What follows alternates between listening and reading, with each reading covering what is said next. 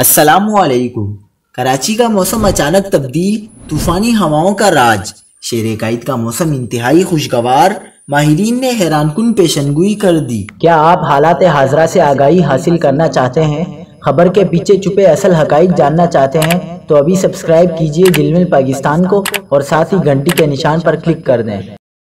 آپ کو بتاتے چلیں کہ بحیرہ عرب سے مونسون ہوائیں ملک کے بالائی اور وسطی علاقوں میں داخل ہو رہی ہیں۔ محکمہ موسمیات کا مزید کہنا ہے کہ آج سے پاکستان کے بالائی علاقوں میں تیز بارش کا سلسلہ شروع ہو سکتا ہے۔ چیف میٹرولوجسٹ سردار سرفراز کا کہنا ہے کہ سندھ میں 12 ستمبر کے بعد بارشیں ہونے کا امکان ہے۔